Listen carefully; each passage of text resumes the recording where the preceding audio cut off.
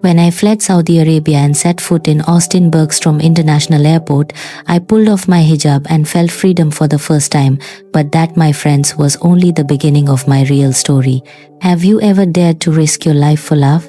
The story I'm about to tell you is the incredible true account of a woman who escaped life-threatening pressure from her family in Saudi Arabia to come to the United States. It's a story that captured hearts online and made men across the world wonder, what is it about American men that would make a Saudi woman gamble her very life to find one? And what has her life become now? Hello, my name is Laila. I was born and raised in Riyadh, the capital of Saudi Arabia. Today, I am starting a new life in Austin, Texas.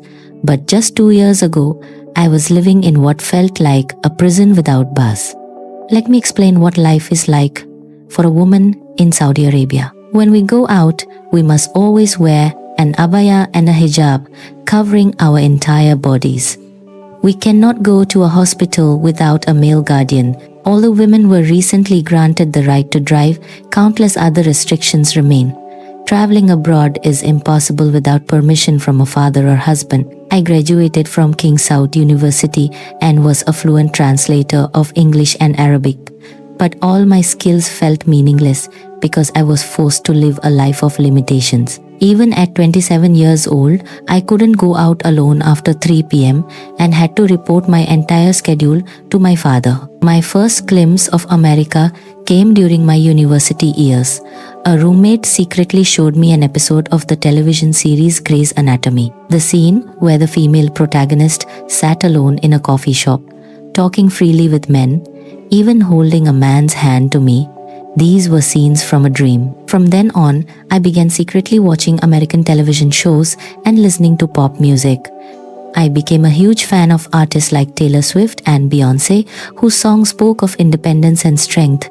I spent 3 years immersing myself in American culture online, all without my family's knowledge. Laila, staring at that computer again? Go learn to cook. My mother had no idea I was studying a world of freedom. If she had known, she would have taken my laptop away instantly. And then, a fateful encounter occurred. 2 years ago, while working as a translator at an international trade fair, I met Ethan, an employee of an American tech company. From the first moment, he was different. Hello, I'm Laila, the translator. Hi Laila, I'm Ethan from the United States. Other foreigners treated me like an ordinary staff member, but Ethan was different. He looked me directly in the eye when he spoke and asked for my opinion. He even waited patiently for me to finish my thoughts. Miss Laila, what is your opinion on this contract clause? You understand the local context best? Hearing those words, I was stunned. In Saudi Arabia, men almost never ask for a woman's opinion, especially not in business. Your English is incredible. How did you become so fluent? He asked later. I secretly love American television shows and pop music, so I've studied the culture for years. When I used the word secretly, a flicker of sadness crossed Ethan's face. He asked carefully, secretly? Why did you have to do it secretly?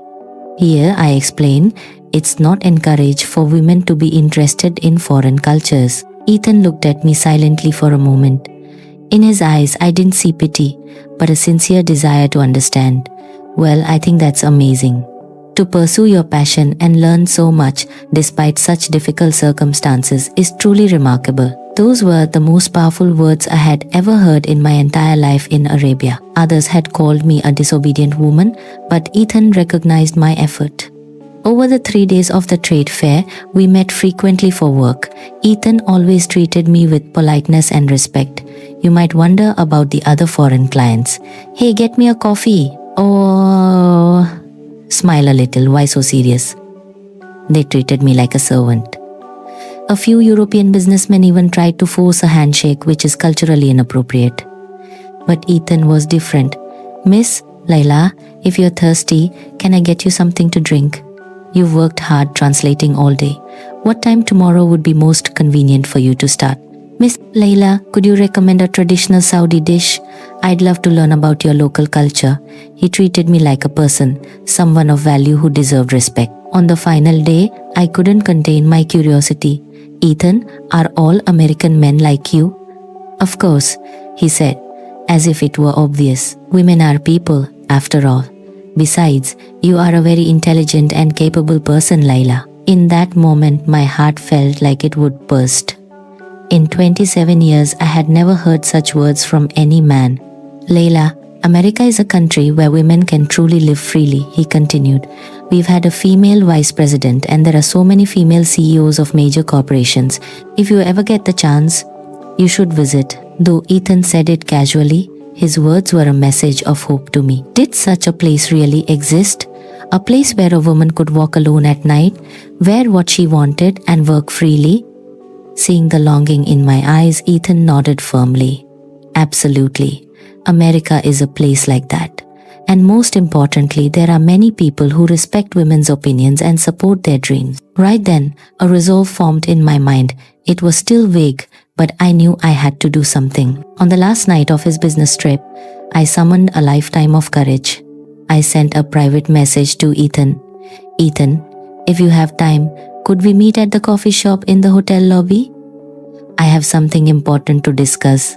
When we met, it was the first time in my life I had opened my heart to a man. Ethan, the Truth Island. I want to go to America. I want it more than anything. But Laila, in Saudi Arabia, it's nearly impossible for a woman to travel abroad alone. You need family permission and everything is controlled. I'm 27 years old, but I've never made a single decision for myself. My voice began to tremble. My days are all the same. Home, work, home again. Always under someone's watch. I just want to live freely. Ethan thought for a moment. Laila, what about studying abroad? If you were to enroll in an American university, I've thought about it. But my family would never allow it, especially my father. Aren't there government scholarship programs? If it was a state-sponsored program, it would be much harder for your family to object. Ethan's words made my eyes light up. Do programs like that really exist? If so, could I really go? Absolutely. And Laila, he said, handing me his business card, if that opportunity comes and you need any help in the States, please contact me anytime. To me, that card felt like a ticket to hope. The next day, Ethan flew back to the US and I returned to my daily life. But inside, something had changed. I knew I couldn't live in submission any longer. A month later, a miracle happened. The Saudi government announced a new scholarship program to promote study abroad for women as part of its Vision 2030 policy. I couldn't let this chance slip away. I prepared day and night, improved my test scores, earned the highest level English proficiency certificates, and rewrote my scholarship application countless times. But the hardest part was convincing my family. Laila, you are a daughter. What will you do all alone in such a faraway place? My father's opposition was expected. Father, this is a program sponsored by our government. The government says this is necessary for the future of Saudi Arabia. No, America is too far, and it's not a Muslim country. How will you live alone there? Father, America has freedom of religion. There are large Muslim communities there, many halal restaurants, and mosques. After weeks of family meetings, I finally received permission, but with a condition. You must return after 1 year and you must video call us every week to report. When I received my acceptance letter from the University of Texas at Austin, I cried alone in my room. Joy and fear washed over me. At that moment, I messaged Ethan. Ethan, do you remember the Saudi woman who said she wanted to come to America 6 months ago? I arrive at Austin Bergstrom Airport next week. A few hours later, he replied, Is this for real? Congratulations, you are truly incredible. Can I come pick you up at the airport? Seeing that message, I cried again.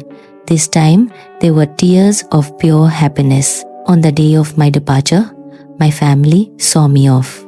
My mother wept endlessly and my father's face was edged with worry. Laila, you must come back in 1 year.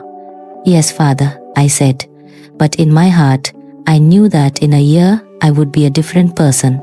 During the 14-hour flight, I kept wondering if I could adapt to life in America. Was it really the free country Ethan had described? When I arrived at Austin Bergstrom, how can I even describe the feeling?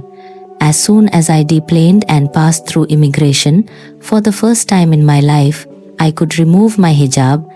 In the restroom, looking at my reflection as I took it off, I felt like a new person.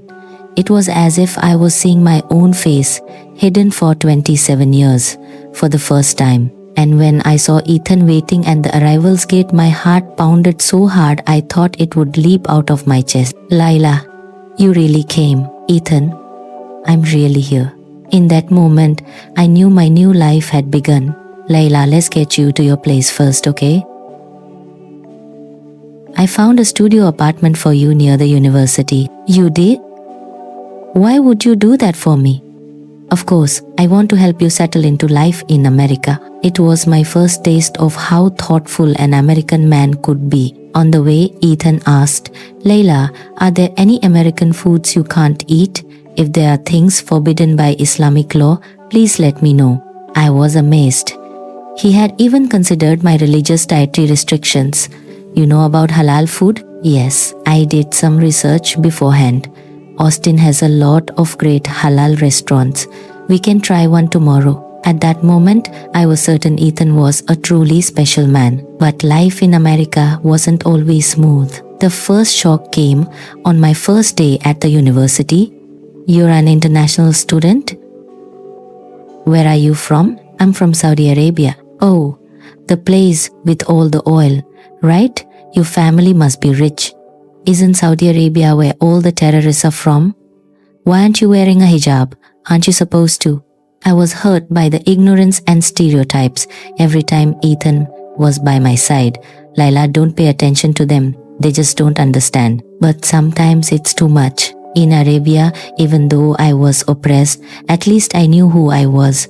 Here, sometimes I don't know who I am anymore. Then, we figure it out together. Slowly. A month later, I faced another disappointment while looking for a part-time job. We don't hire foreigners, especially from the Middle East. It might make customers uncomfortable. Even though I was a native English speaker, I was still a foreigner. After being rejected repeatedly, I was close to breaking down. I went home and cried alone until Ethan arrived. He was furious when I told him what happened. That's discrimination. That's not acceptable. The next day, Ethan took me to his own company. Sir, this is the translator I told you about. She's brilliant. Wow, your command of English is perfect. Our company is planning to expand into the Middle East market. We could definitely use your help. Ethan had found a job for me himself. Ethan, why are you doing so much for me? Laila, you are a talented person. For someone like you to be discriminated against is completely wrong. At that moment, I realized Ethan wasn't just a kind person. He had a powerful sense of justice. This integrity and sense of responsibility in American men was incredibly attractive. Working at the company, I saw more aspects of American society, especially the men's sense of responsibility to their families. Michael, one of Ethan's colleagues, woke up at 6 a.m. every morning to make breakfast for his wife. Another colleague, David, had a standing tradition of taking his mother to her doctor's appointments every Saturday morning, followed by a family barbecue on Sunday. Seeing their dedication and family values, I fell even more in love with American culture. And another charming trait I saw in Ethan was his respect for women. He never imposed his own ideas, but always asked for my opinion first. 3 months after I arrived, the biggest crisis of my life struck. My father called me urgently. Laila, come home at once. The son of the Al-Jamil family wants to marry you. Father, I'm still in school? That's enough schooling. It is time to get married. The family has decided. After that call, I was utterly devastated. Did I really have to go back to Saudi Arabia and give up the freedom I had just found? When I told Ethan, his reaction was astounding. Laila, marriage is your decision to make. No one else can force you. But that's not how it is in my country. The family decides everything. So, what do you want to do, Laila? Do you truly want to go back? No, I want to stay here. But I can't defy my family. That's when Ethan said, Laila, I will help you. Whatever it takes, I will find a way. But this is a very complicated problem. It doesn't matter if it's complicated. Your happiness is the most important thing. Hearing those words, my chest grew warm. This man was willing to do so much for me. Ethan truly helped me. He consulted with a lawyer about my case and researched the US government's policies on protecting refugees. Laila, first, I found a way to extend your student visa. If you enroll in a master's program, you can stay for another 2 years. Seeing Ethan's dedicated efforts, I discovered another captivating trait of American men: the courage to face problems head-on and the devotion to do anything for the one they love. A week later, an even bigger crisis hit. My father announced he was coming to Austin himself. Laila, I am coming to America tomorrow.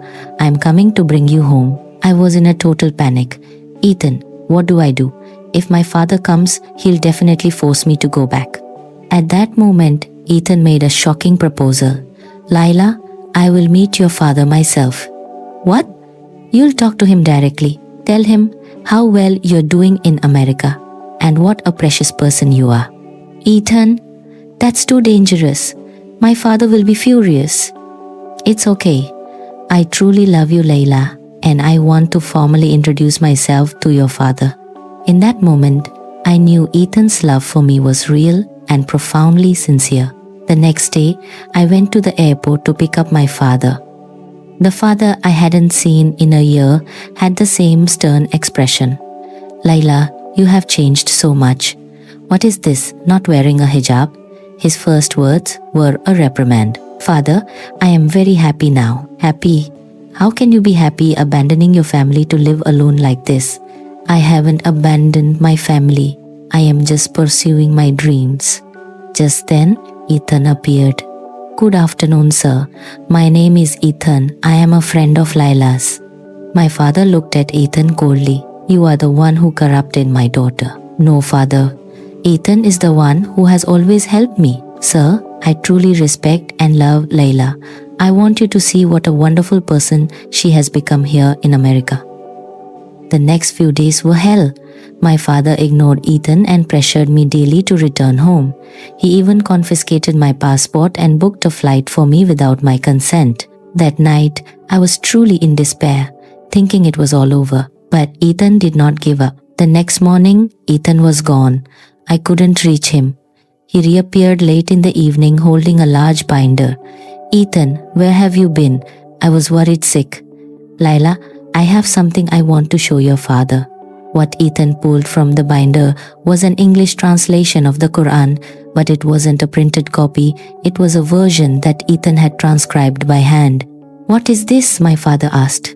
Sir, since yesterday I have been transcribing the Quran. I wanted to understand Laila's religion and her culture. My father was visibly shocked when he saw the handwritten pages. You wrote all of this by hand? Yes, sir. I wrote it with all my sincerity, and I want to learn more about Islam. As he looked at the lines filled with Ethan's earnest effort, my father's expression began to soften. Young man, you are truly sincere. From that point on, my father started talking to Ethan. After a 3-hour interrogation, Ethan answered every question honestly. But my father was still not convinced. At that point, Ethan said, Sir, then please give me a challenge. Any challenge, I will gladly accept it. My father thought for a moment and said, Fine, then you will come to Saudi Arabia and live with my family for 3 months. If you can fully adapt to our culture, then I will allow you to marry Laila. I was in shock. But Ethan didn't hesitate. I accept. I am ready to go anytime. 2 months later, Ethan really went to Saudi Arabia.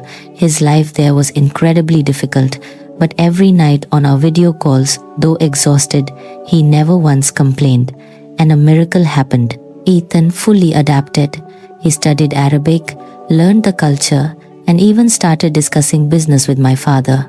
3 months later, when Ethan returned to the US, my father came with him. Laila, that boy is genuine. I watched him for 3 months. He truly loves you, respects our culture, and is very responsible. I accept him." Finally, my father had opened his heart. "Ethan, I now accept you as my son-in-law. Please take care of Laila." "Thank you so much, sir. I will make Laila happy for the rest of her life." 6 months later, we had a small wedding in Austin. Our married life is wonderful. Whenever I cook an Arabic dish, Ethan says it's delicious. I've also learned how to make classic Texas BBQ. A year later, I visited my family in Arabia. Everyone was amazed. Layla looks so happy. That American son-in-law is a good man. He takes such good care of our Layla. Today, I have graduated with my master's degree and work at a US Middle East Cultural Exchange Center, building bridges between two cultures just as I dreamed. And recently, we received some wonderful news. I am 3 months pregnant. I have been in America for over 2 years now. There have been difficult times, but I have never once regretted my decision. I often ask Ethan, "Honey, what did you think when you first met me?" "Well, the look in your eyes behind the hijab seemed so sad. I just wanted to help you." "Is that all?" A number I could sense that you were a very strong person. The fact that you never gave up on your dreams in such a difficult environment, I thought you were so cool. Every time we have this conversation, I am reminded that coming to America was the right choice. To all the women who are oppressed and long for freedom, I want to say, never give up on your dreams. America is a country that can make those dreams a reality. This country gave me hope and taught me what love truly island. What a woman who fled Saudi Arabia found in the United States wasn't just love. It was freedom, dreams, hope, and true happiness. And all of it was made possible by this country called America and by a wonderful American man named Ethan.